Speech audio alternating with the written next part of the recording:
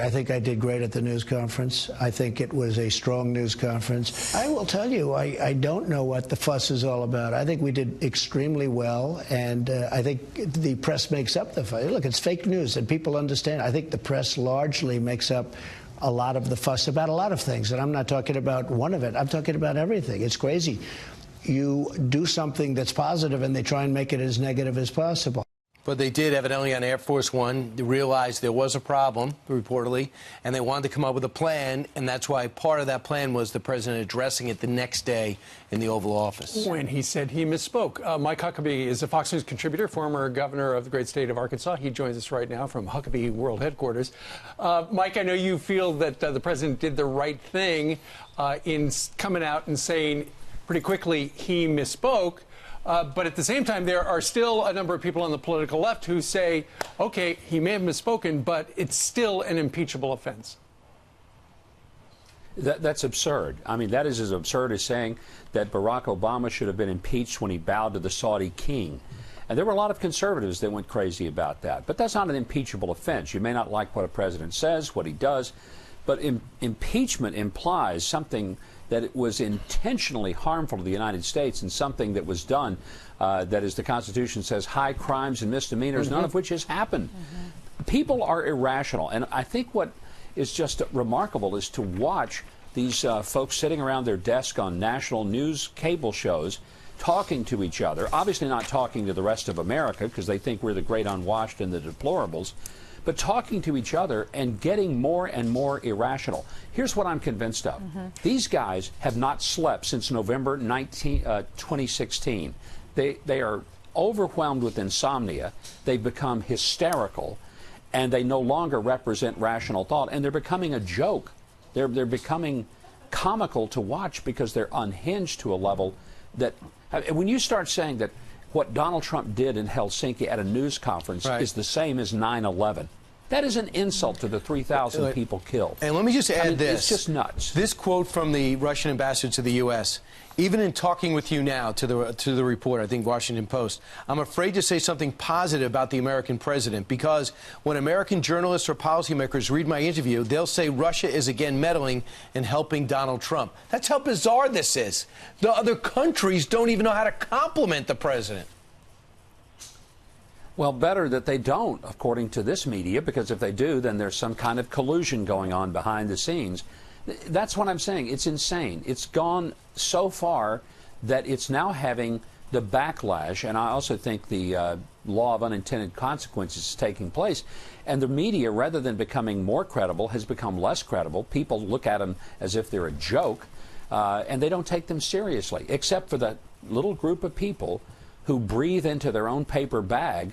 And that's about it. But does this have an effect on the midterm elections? Yes. It'll make more people turn out and vote for the Republicans. You know, Governor, after he misspoke and then he made the correction, we all thought, how are voters going to feel about this? You know, we know how the left's going to feel. We know how the mainstream media is going to cover this. And then I thought, what about the Republicans? You have a lot of Republicans that were coming out against him. And then I wanted to see what the reaction would be after he clarified what he actually meant.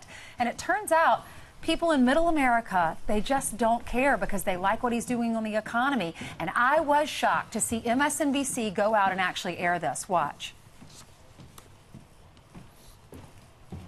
There's a lot of backlash going on now, especially when he said, well, I said I did and I didn't, but a lot of people weren't happy. Yeah, but I'm totally in support of him. And why? Why are you still supporting him? Because he's an entrepreneur.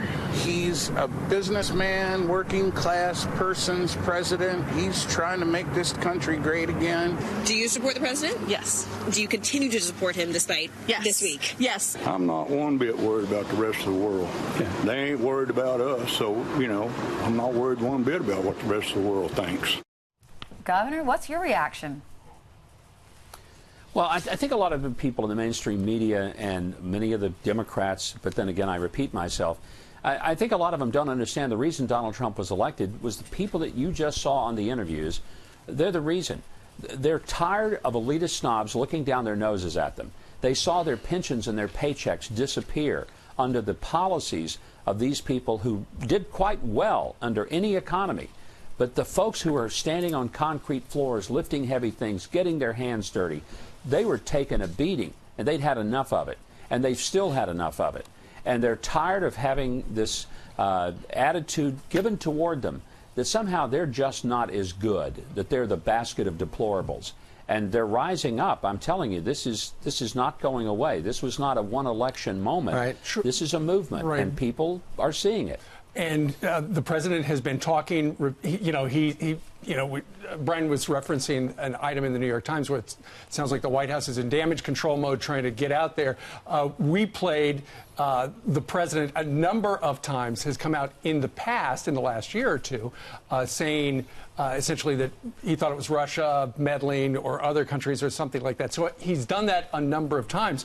But to your point about politics, Axios in the last hour released a poll they did. They said 79% of Republicans approve of the way President Trump handled the Putin press conference, and 85% think Russia's war on our elections is just a distraction. So, there are a whole bunch of people who feel that way.